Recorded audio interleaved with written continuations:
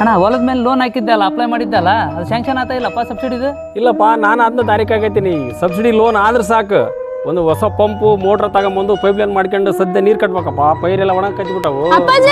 ಗುಣಪ್ಪ ನನ್ನ ಮಗ ಕುಗ್ದಾಕತ್ತೋ ಹೋಗಂತ ಅಣ್ಣ ನೋಡೋಣ ಬಿದ್ದಾನಲ್ಲ ಅವನ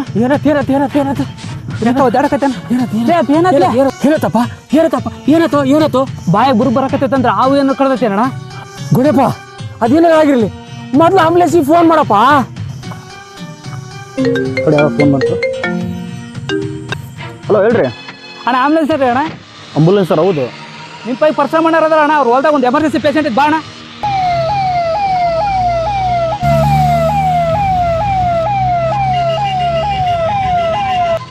ಬರ್ರಿ ಅಣ್ಣ, ಎಲ್ಲಿದ್ರಿ ಅಣ್ಣ? ಇನ್ನೂ ಎಷ್ಟೊತ್ತು ಬೇಕಣ್ಣ ನೀವು ಬರಾಕ? ಏ ಹುಡುಗ ಗಡ ಎಲ್ಲಿಂದ ಬರಾಕ? ನಿಮ್ ಮೂರ್ ರೋಡ ಸರಿ ಇಲ್ಲ, ಒಂದ್ 5 ನಿಮಿಷ ವೇಟ್ ಮಾಡ್ರಿ, ಬರಕತ್ತೀವಿ. ಬರ್ರಿ ಗಡ ಬರ್ರಿ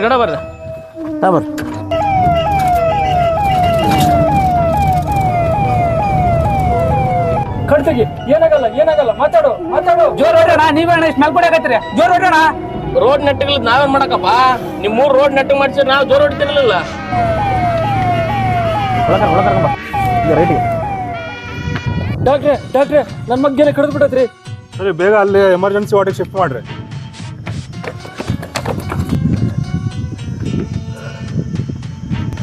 ಡಾಕ್ಟ್ರೆ ನಮ್ಮ ಮಗುಗೆ ಏನಾತ್ರಿ?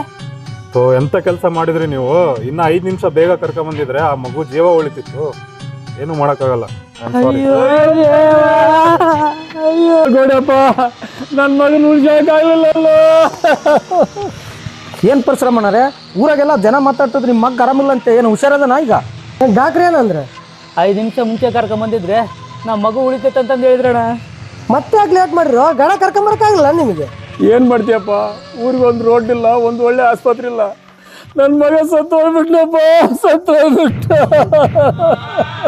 ರೋಡ್ ಚೆನ್ನಾಗಿದ್ದಿದ್ರೆ 5 ನಿಮಿಷ ಬೇಗ ಬಂದು ಆಸ್ಪತ್ರೆಗೆ ಆ ಹುಡುಗನ ಜೀವ ಉಳಿತಿತ್ತು.